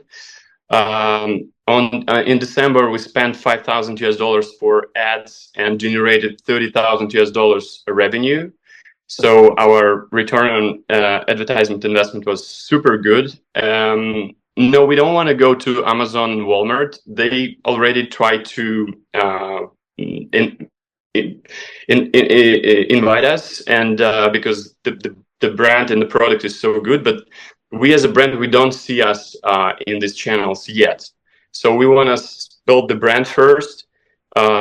We have now trying to find the connections with REI, for example. So we want to go to the premium retailers only, and with the premium retailers or sport retailers. So we would, if they will allow us to do premium merchandising, so we will go there. Thank you. Thank you. Any Sharks interested to connect with Daniel? Unfortunately, not in our thesis, because it's a consumer, like it's a direct to consumer product. So not our thesis, unfortunately. Got you. We don't do any consumer products. Okay, few Sharks are out. Anyone else? Harsh, are you muted? Oh, sorry for that. Yeah, I'll be out for this as well. D2C is not our focus. Okay. Andrew? Likewise for me. All right. I guess Adam as well, right? What are the terms that you're looking for this investment round? We just closed the pre-seed. We're looking now for seed round from $500,000 to $1 million to support our growth in terms of the inventory and marketing. And what are the terms you're looking for? Equity, 10-20%. What is the implied valuation? Just do the math for me, please. We didn't do that professionally, so we don't have, none of the firms did it. I mean, for us, we evaluated like a $5 million now. Okay, yeah, I'm out. I also rarely do D2C, so sure. Thank you. I understand you. Yeah, sure. Thank you. Daniel, this is your feedback. Please share your GGW profile in the chats. Great job. I love the bike. Maybe someday I buy it. It's really cool. And so go for it and support others. Thank you, guys. Thank you. Have a great day. Next up is Igor Shapiro. Igor, please turn on the camera and the microphone. Igor, you there? Igor, this is lost. Yes, hello. Hello, everyone. Can you hear me? You got 2 minutes. Go for it. Yes, thank you very much. So, hi all. I'm Igor, co-founder and CEO of ThatFit, a B2B startup specialized in interpretable forecasting. Let's face it, forecasting sucks because it's tough. And when something is difficult, you use AI. But AI works like a black box. It tells you what might happen, but not why. And that why is critical for making the best decisions. That missing why actually cost companies around about 100 billion euros yearly. And 70% of all AI projects fail due to this lack of interpretability in forecasting. And here comes ThatFit. We make AI forecasts fully transparent so you can see exactly why predictions are made. Our unique approach analyzes data in 3 dimensions: time, entities, and features. And instead of letting the world into simple time 2D time series view, we analyze them in 3D. And with this approach, we capture real-world complexity without sacrificing accuracy. And a quick example, one of our pilot customers sells 50 products in his store, and he wants to forecast and maximize the revenue. Traditional AI methods force them to forecast each product separately, losing the bigger picture here. And with ThatFit, we analyzed all 50 products together, uncovered connections between them, and boosted their revenue by 15%. Even more important, they understood why those results happened just by applying our solution. How awesome is actually that? And to our team, we are 2 founders with deep expertise in computer science and econometrics, and our solution is partially based on my co-founder's PhD thesis, giving it a solid scientific foundation. We are fully bootstrapped, currently offering a consultancy model and now developing an API for seamless integration into any client's analytical environment. We already secured 5 proof of concept customers, and if you have any trouble with black boxes and no interpretability, let's talk. We are here. Thank you. Thank you. What do you mean by consultancy model? I mean, we offer our tools through a onboarding support, understanding clients' use cases, using giving the opportunity to see the magic and the approaches of our tool, and with the help of our tool, deliver them results like forecasting and optimization tasks. So to clarify, is it more of like a one-time fee as opposed to like SaaS, like recurring? I guess just want to understand the revenue. No, it's more of a recurring system because normally they don't want just one calculation. They, depending on the use case, for example, the client from food and beverages, he uses our calculation 2 times a week. And, no, got it. Makes sense. Yes. But now we're working also on API integration to make it more automatic approach into a SaaS model. Awesome. Any more questions to Igor? Okay. Is there any of the Sharks interested to connect with Igor? Anyone in? Yeah, I think I'd love to connect here. I think it's interesting for us. It would be interesting for us to explore what other verticals you're interested in beyond in the customers you have for the 50 products you mentioned. And I think it's also important to, model the UI of the product based on what vertical the customer's in, and maybe as part of that process, you might want to also onboard some team members with vertical expertise in the verticals that you're going after. Thank you very much. Thank you, Andrew. Yes.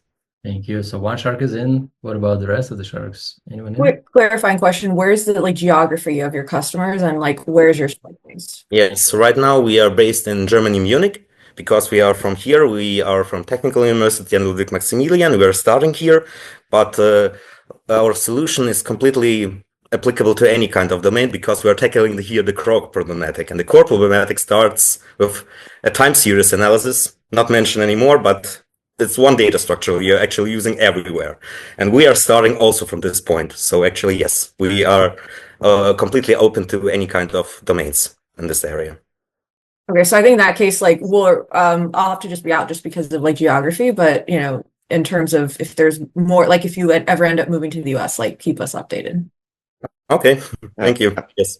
Sarah, is it I connect you or not? I just didn't. I would say no, just because we're going to connect on LinkedIn. Yeah, I think it's more just geography. Yeah, we'll yeah. Yes. Yeah. Same here. We don't invest in Europe at this time, only US and Canada, and it's also a little early, but if you wind up reincorporating in the US and gain some traction and are raising a price round later this year, then feel free to reach out. Okay, thank you very much. Yeah, we were last year on TechCrunch actually, so we got inspired by the vibes of US and Bay Area. So actually, it's one of our also big thinkings to move over there. So yes, thank you.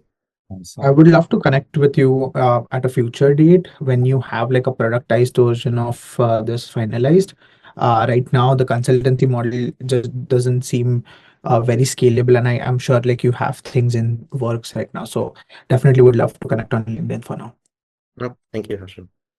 Good. Adam? Yeah, I'm out for the same reasons already mentioned, geography and model. But good luck. Thank you very much. All right, and this is your feedback. Thank you. So share your information in the chat. The next person to present is Vlad Flakin from Joiny. Vlad, you there? Can you hear us? Okay. You got 2 minutes. Yes, hello, everyone. Today I want to present my project. It's Joiny, AI Community Manager that helps to create trusted, self-organized communities where real connections and collaborations happen. Our journey began back in the institute where we created a alumni community for 1,000 active alumni, and we united Nobel Prize laureates in physics, unicorn founders, and others. Our mission was to connect people based on their interests and requests, and we made it through engaging newsletters that we delivered via emails, bots on WhatsApp, LinkedIn, Discord, and Slack. Whenever our alumni are active, we bring them together by meaningful one-to-one conversations. And all this powered automatically. Since then, 10 universities and other companies asked us to do the same for them, and we scaled to 200,000 annual recurring revenue during the last year. And then we understood what problem do we solve. More than 1 million of brands are trying to build private customer communities in order to increase their retention and revenue. But they all struggle with the same issues. Companies want to own the data of their community, but Facebook, Discord, and LinkedIn and others owns all community data. Engagement is low. Only 10% of group chats are not muted on WhatsApp and other messengers because people are too busy and overwhelmed with the amount of information. And monetizing of communities is a big issue. That's why we created Joiny. It's an AI community manager that can be integrated anywhere, in social media, on the website of the brand, and even in mobile application. Why did we start with universities? Many of our end users are part of different professional communities, which gives us the first step to expand into enterprises. We are second-time founders. I previously created and sold a predictive analytics startup to the biggest oil and gas company in Germany. With the help of my product, I found my co-founder, Anna, the best product owner I ever met. We were matched with our algorithm in alumni community. Last time, what's your final statement? If you want to create a great social impact, let's discuss. Okay, dear Sharks, any questions? To start things off, what is your revenue model and what is the pricing strategy here? We are B2B SaaS, and we charge companies depending on the number of people that they have in the community. So we have enterprise package, we have business package, and we have starter package. Starter is from $100 per community, and the community should be more than 100 people.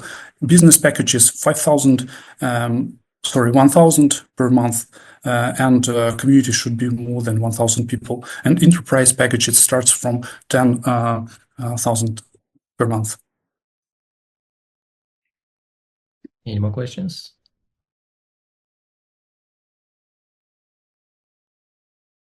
Okay, so if no more questions, then my usual question: who's in, who's out? Who's interested to We're connect? already in touch, so I'll respond shortly. All the right. email. Okay, you're in touch with Sarah. Okay, anyone else is interested, or you just have some brief feedback? Okay, I guess you guys out.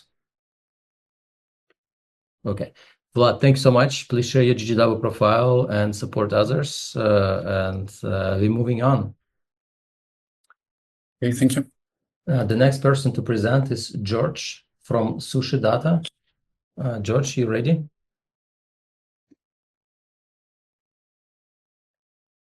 Hello, hello, George.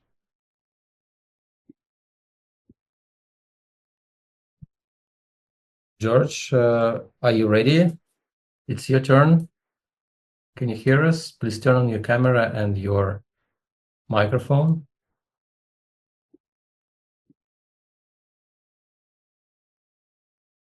Okay, so we're moving on to the next person.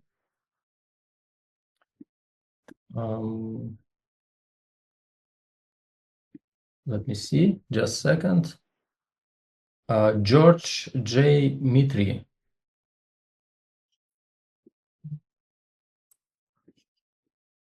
Yep. You there? I don't. Okay, okay, you got it. Yeah, You got I'm here. 2 minutes. You may start now. All right. Hello, Sharks. George Mitri, founder and CEO of Mecca, a problem-centric engineering firm focused on pioneering innovation for a sustainable future. Right now, data centers and similar facilities face rising energy demands, leading to increased costs, carbon emissions, and heat generation, and overall global warming potential. What does that mean? Wasted energy and lost opportunity. Our solution, the Advanced Thermal Regeneration and Regulation System, or ADRS for short, is designed to capture and reuse low-grade waste heat. The data center industry alone was projected at $409 billion by the end of 24. Coming into this new administration, we've seen that expand almost 2 times its size within the last couple of days. Unlike our competitors who focus on single-stage thermal management systems, our approach creates a solution that's more modular and scalable based on the unique facility operations. By implementing a multi-stage solution, adders can generate up to 20% of lost energy and further improve efficiency through integrated cogeneration cycles. Where we take this one step further is through the integration of a cogeneration heat transfer cycle, allowing us to precondition low-grade fluid to further increase the overall power regenerated. But we don't stop just there. Our system also preconditions HVAC and other utilities, boosting the overall energy reuse factor an additional 25%. After extracting energy, adders returns that fluid through a self-learning second stage thermal regulator, where it returns to the original thermal source, ensuring optimal operating temperatures and further efficiency gains. This allows us to leverage each location's data to build a dedicated operation and maintenance interface, where we can use systems like this essentially anywhere there's a reliable low-grade heat source. With this approach, we carry our pending SBIR project with the Department of Energy and pass over a variable ROI ranging from 2 to 5 years, depending on system size and utilization rates. With everyone focused on AI and power, we're focused on giving you power when it matters. Thank you. Dear Sharks, any question to George? How far along are you in terms of like commercialization and like? So we've just put together the phase 1 SBIR submission. I come from a thermal management background, so the process has already been piecemealed. We're about a year out from what we're projecting is like roughly mid 26 for a pilot project. From there, it can be scaled up within, we're assuming 6 to 12 months. Any more questions? Okay, so thank you, George. Dear Sharks, anyone interested to connect with George? Anyone in or out? I think this is a very interesting problem that you're solving, but I would just say that this might be too early for our mandate right now. I think once you reach some later level of traction, maybe like SBIR phase 2 or 3, and you get some serious contracts from the Department of Energy, then at that point we would be interested in connecting. Thank you. Okay. We would love to connect with George. Especially like I think given we have like a special sustainability investment fund, I would love to kind of pass it on to the team there. That'd be very appreciated. Thank you. Thank you. Anyone else? Not a sector fit, unfortunately, but interesting. Okay. All right. So yeah, this is Adam. I see a lot of power and heat regeneration companies. It's very hard for me to assess them. And it's so I'm just not going to be a competitive investor, so I'm personally out, but I would encourage you to see if there's a way to kind of in some sense differentiate. This happens, companies all rush into a space and a solution kind of at the same time. So, the heads up is you're probably going to start to see in the next 12 months, lots and lots of, competition in the space. And I mean, it's really good, but it makes it very difficult. No, that is something we've seen from our end. Just because in the last like 6 months, so much has happened and you've got so much growth. But where we stand out is most organizations go after high grade heat. Right, the higher end stuff, because it's got a bigger return on investment. We're going after that low grade, anything less than 250, which usually most people turn a blind eye to. So it's an entire revenue stream that you're basically just throwing away. Got it. Very interesting. Thank you. Very David? hit me up on LinkedIn, whatever. I'm happy to help if I can or whatever. But, yeah, thank you. Yeah, sure. Thank you. Again, I don't know if that's a connect offer or not. I mean, it's up to you. We don't force anyone to connect. If you wish to connect, we will connect, but it has to be really like relevant to you. We don't encourage just to connect. Up to you. Thank you. David? No, this is not of interest to us. Thank you. Appreciate that. So, George, this is your feedback. Please share your GGW profile and support others. Great to have you, and good luck. Thank you so much. Appreciate it. Thank you. And the final project for today would be Mars Beckford, CEO of Numi. Mars, you there? Please turn your camera. Yeah, I'm here. All right. You got 2 minutes. Please go. Please start now. Perfect. Hi, Sharks. I'm Mars Beckford, co-founder and CEO of Numi, a Canadian startup with a presence in the Middle East. Numi is a healthcare AI-powered app that's transforming the hair transplant and aesthetic surgery experience. After going through a hair transplant, I was inspired to fill the gaps in this growing industry and help millions of people. The current global market is valued at $10 billion and forecasted to reach $140 billion by 2030. Our competitive edge is not just addressing hair loss, it's crafting a visionary path to restoration for patients and focusing on prehab success. Our app is with patients every step of the way, pre and post-op, providing instant answers with the AI chatbot, and a photo month-to-month roadmap visualizing the future look. Numi aims to turn patient uncertainty into self-assured success. For clients and for clinics and surgeons, it automates routine inquiries and enhances patient engagement, allowing professionals to dedicate more time to exceptional care. By reducing repetitive tasks and boosting patient satisfaction, clinics can build their reputation and expand their practice effortlessly. Our app was created in collaboration with Dr. Brahati, a global leading hair transplant surgeon, and our diverse team also includes experts in finance, innovation, AI, and machine learning. We're focusing on a B2B model in our first phase, partnering with top clinics and surgeons to build industry trust, then expanding to a B2C model in our second phase. Numi has medical partnerships and advisors in other fields such as dentistry, cosmetology, and dermatology. We have a pipeline of 10 clinics ready to use our app starting next month. And by year 5, we're expecting a revenue of $188 million. We are pre-seed and at the MVP stage, raising $500,000 to expand our team and enhance the app to help millions of people globally. Look forward to connecting with you soon. Thank you. Thank you very much. This is the final project for today. Dear Sharks, any questions to Mars? Yeah, I do have one question. So within the hair transplant, sort of user journey, what is the single largest problem that you're solving with AI? With AI, we're giving them predictive results. So not just, adding a filter to show what the 1 year result will look like, but actually month to month, what patients can expect. A lot of people, usually the number one question that doctors get from their patients is, what will I look like? Obviously, you can see what you can look like with the filter, but not everyone knows what month to month it could look like and what to expect. So we give those insights and help patients throughout the journey. Great. Thank you. Do you see yourself as going more towards like selling directly to like doctors and then having them, maybe sell to their patients, or do you see you going directly to like just customers? Right now, definitely to doctors and clinics. We want to build that industry trust.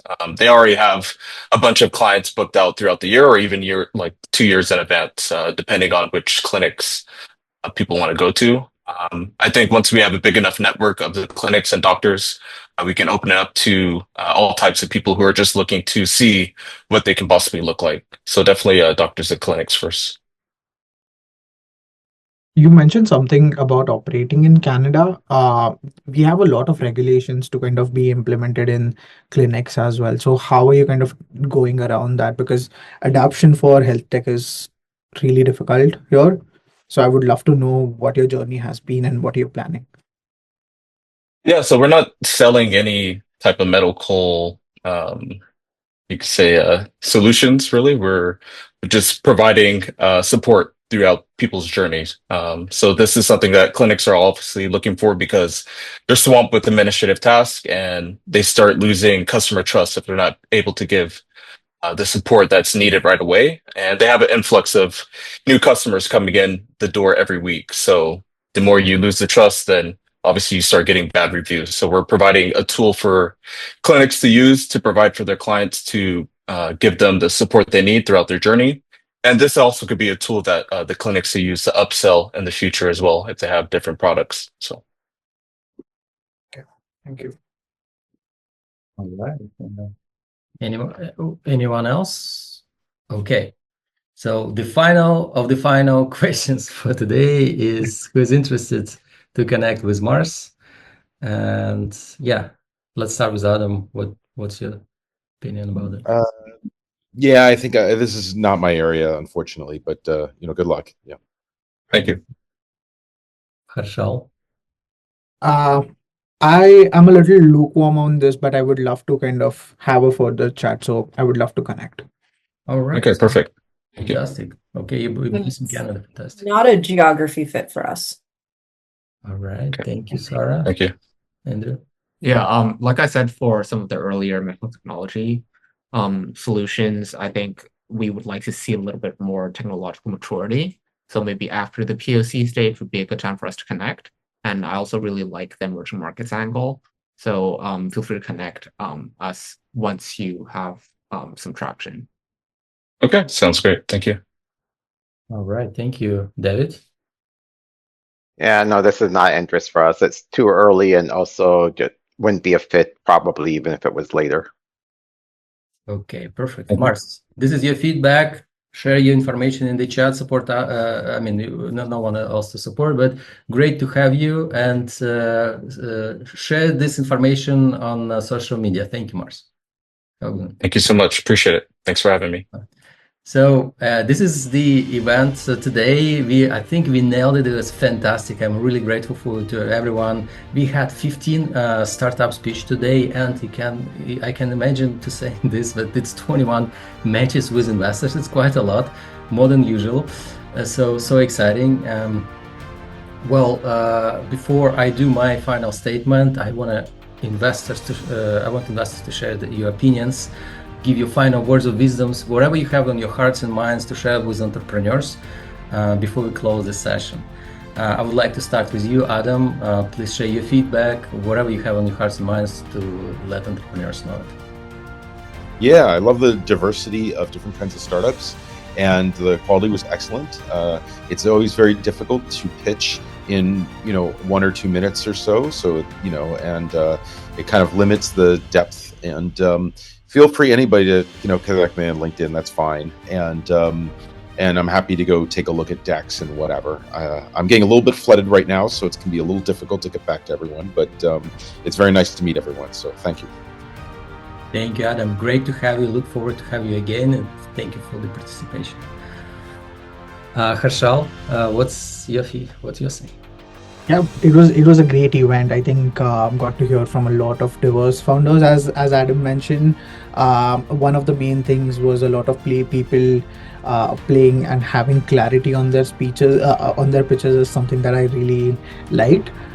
One thing that I would love is founders, like just like a piece of advice that helped me in my founder journey is always validating the demand for your product beforehand, before you jump into building a product, is something that I would personally like some founders to take away. But apart from that, I love the time here. Great pitches. I think great panel of investors here as well. And thank you, Daniel, for kind of putting this all together. Great to have you. Appreciate your feedback. That's very valuable. Thank you so much. Sarah, your turn. Yeah, thank you, everyone. It was great to be back. I really enjoyed listening to all the pitches. Having been to the last event and thinking about the pitches I saw, and then also this event, I think my feedback is to founders is to continue working on your pitches and finding a way to make it concise within the 2 minutes. 2 minutes is a very difficult time to create a pitch, but practicing it, because I think when you are able to do it in 2 minutes and be able to explain what you're building, that shows that you've really thought about your product, how you're selling to customers, and also focusing on the traction. That's very important regardless of stage. I would also say too, when you're answering questions, really focus on being specific. If a certain question is asked, find a way to target your answer to directly answer the question. So even if you don't necessarily have the answer the investor wants, it's much better to be honest and say basically what the exact answer is. So if you don't have if you don't have revenue, just saying we don't have revenue, but being very upfront about that, I really like that. And then also just continuing to practice. I would say just practicing with any colleagues or people who may not know your company. That's a great way to actually practice your pitch, because if someone who has no background on your company can understand it in 2 minutes, then it means that it's very clear what you're building. So that's my advice, I would say, but great to be here and excited to be joining again. Well, exciting to have you, Sarah. Appreciate your participation again, and it's very valuable feedback we have from you. Thanks so much. Andrew, what do you have on your mind? Yeah, I just want to double click on everyone's points. First of all, I really liked the diversity of founders. Typically, when I go to these events, a lot of those events are tailored towards, AI investors, etc. But today we got everything from a D2C bicycle company to energy optimization, etc. So I think that this is also a learning opportunity for me. In terms of my advice to founders, I think it's really important to start the presentation by giving a clear overview of what the product does, and be prepared to articulate it in a clear and concise way. Because in some of the presentations, I would say I didn't really understand what the product did until towards the end of the pitches. So I think it would be valuable for everyone across the board just to know what a company does in the first place. And second thing here, I would say on the go-to-market side, be prepared to talk about have a top-down view of why you want to go to market a certain way. For example, in the education startup that we looked at, I really enjoyed them talking about working with school districts, because that serves as a distribution channel for them, and that type of articulation of what is really demonstrates the thought that's gone into the go-to-market side. Perfect. Thank you so much, Andrew. Great to have you. Look forward to have you again.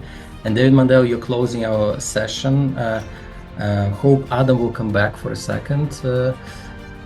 David, what do you have on your heart and mind? Oh, Daniel, I mean, all great comments from everyone. Thanks again for having me back for multiple times over the last few years, and for putting this together. I know it's a lot of work to put together such a professional event, and it looks seamless to us, but it's a lot of behind the scenes work, and we appreciate that you continue to do this time after time. Quality of the event's always amazing, and your attention to all the details. It's great, like everyone said, to see a variety of startups and see some things out there that, even though we don't invest in them, to understand what people are building around the world in different fields is I think a good use of 2 hours of our time, probably for everyone listening in, just to broaden our horizon of what is being built out there. And my only wish list is to see a few maybe slightly later stage startups that are at the actual seed stage. It seems like today everything was really early pre-seed, mostly pre-revenue. It would be nice, I know it's not completely up to you, but if you can wrangle up some slightly later stage startups of some traction, that would be amazing. Thank you. We're working on that. Appreciate the feedback, and thank you so much to you for being with us so many times. Adam, are you still here? Can you come back, turn on your camera if you can? It will be fantastic. Just one. Okay, so one thing we never done, and I would like to do together with you, is just a group photo. Just if that's okay, just smile. I'll take a screenshot. I'll post it on LinkedIn. So 3, 2, 1, smile. Here you go. All right, so appreciate that. This will be on our LinkedIn, and that's fantastic. So my final say that, first of all, thank you, investors, for being with us for 2 hours, giving feedback, connecting with entrepreneurs. We have so many connections. Thank you, startup founders. It's great to have all of you with your amazing projects. Please support us on LinkedIn. We don't want to pay Google and Facebook. We want to keep this event free for you. So support as much as you can us on LinkedIn, so we will give as much opportunity to entrepreneurs to pitch to amazing investors like we had today. Subscribe to the next RSVP to the next event on February 21st. I just shared the link here, and give us your feedback. We read every single feedback from you to improve the event, to support you, to find opportunities how we can connect founders to founders, investors to founders, and just create some value in the space. So thank you so much. Have a great rest of the day. Stay safe, and look forward to see you again. Take care, guys. Thank you, everyone. Bye. Bye. Bye.